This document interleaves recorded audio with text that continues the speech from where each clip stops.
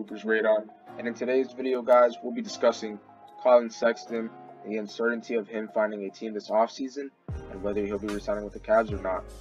So just before we start the video, I want to thank you guys so much, like I have in my other videos, just for the recent support on the last and latest video.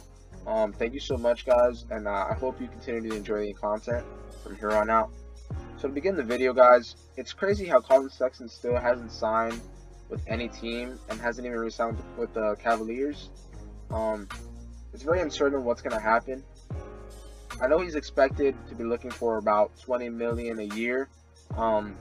Seems like the Cavaliers have at all are not impatient at all to re-sign him. They're being very patient in this process, and I'm surprised Collin Sexton hasn't shown any signs of frustration or anything. And the reports have only gotten a little bit slower. Some of the teams that have been interested in him are Mavericks, Wizards, even the Heat have been brought up. I feel like he'd be solid fits on all of these teams. He'd make a great player.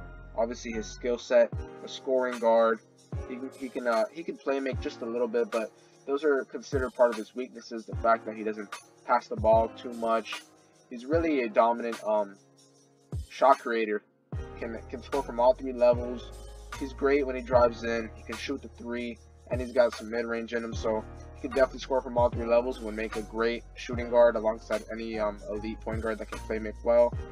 I see why he would be a great fit against Luka Doncic. With Luka Doncic, Luka's playmaking obviously will complement Collin Sexton's scoring, and Collin Sexton won't have too much of a big role to be put on him to play make or be a point guard, because you have Luka around him, and Luka himself can get 30. Obviously, we've all seen that happen.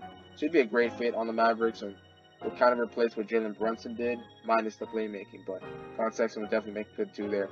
On the Wizards, he'd be great alongside Bradley Beal. Although Bradley Beal isn't a great playmaker himself, Collin Sexton kind of has to become the point guard again.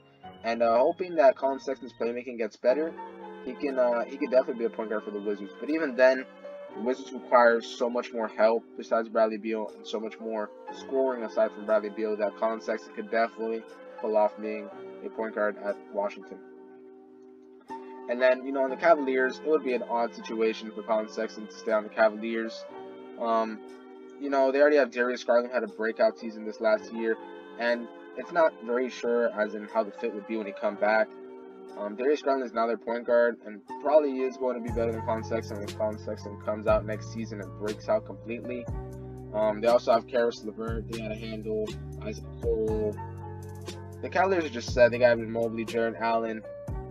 They already got their talent, and of course Collin Sexton is going to be asking probably for $20 million a year, which I believe the Cavaliers might not end up giving him just to save cap space for any potential other free agency moves they might have to do in the future, like signing other players to max extensions that might break out. So, and they got a good draft pick this year who can maybe able to run the 2 or 3 for them. So, that's how I see the Cavaliers situation. I don't think he's the greatest fit on this team anymore, and I think he definitely deserves a new some new scenery, a new team. And on the Miami Heat, I think he'd be great on the Miami Heat. We all know Jimmy Butler needs some scoring help.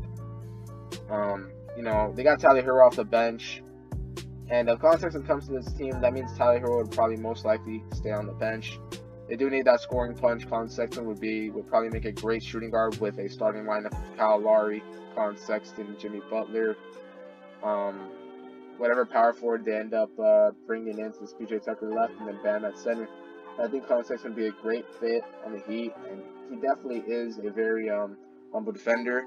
He can definitely bring the aggression on defense, and that's what the Miami Heat are all about, Heat culture, the defensive presence, and I think Collin Sexton would definitely bring that on the Heat. But we'll see where he ends up going. I've heard there's other teams that are interested, but these are about the main teams that are really interested in Collin. And just to provide, he's made growth as a player throughout his rookie season up until his 4th season. His rookie season, he averaged 16 points, 3 assists, and 3 rebounds. On solid efficiency, with shooting 40% from 3 and 42% from field. So he definitely is a solid shooter. Sophomore season, he put that up by 4 points, averaging 21 points per game, 3 assists, and 3.1 rebounds. So he definitely brought it up, and he maintained solid efficiency. by shooting 40% from the field and 38% from 3. And he averaged a steal for the first time that season as well. His third season, he brought that even up another notch, averaging 24 points per game, 4.4 assists, and 3.1 rebounds, averaging a steal again, and his efficiency being at 47% from the field and 37% from the 3. So he's definitely made an improvement. He did play a little bit this fourth season of his, the 2021-22 season, but he didn't play very well. He didn't play that many games either, and his efficiency was pretty lackluster, but I'm expecting him to obviously have a bounce-back season when he's back. But yeah, he's always improved his numbers each season, so I'm expecting him when he comes back to go full head-on and show why he's that capable $20 million per year player if he doesn't get the 20 mil. And I think he'll continue to improve as a player, but his biggest weakness is definitely his playmaking ability. Although he did average 4.4 assists, that's still not exactly the most for a point guard who was running this unit before Darius Garland. So, yeah, that's Collin Sexton, and he's going to continue to improve, and I definitely do hope that he finds the right fit and the right team for him, and that his interests continue to get larger. But yeah, it's really uncertain what's going on with him right now, and teams are taking very long to sign him. Although 20 mil for him, I think, is very affordable for him. You know, he's a great player. He's averaged 20 points per game, basically twice in his career now, near 20 points per game his rookie season. I think he's definitely worth this money. Any team that could use another scorer and needs really much more scoring should definitely sign him, or even later on trade for him. But I don't know why it's taking so long for teams to get at him. You know, he's a pretty good player. Yeah, the playmaking could be fixed, hopefully, in the right team and with the right development. And he provides solid defense, so I hope him the best on finding a team that really could use his talents and getting the money that he wants. And yeah, that's my video about Collin Sexton. Thank you guys so much for watching.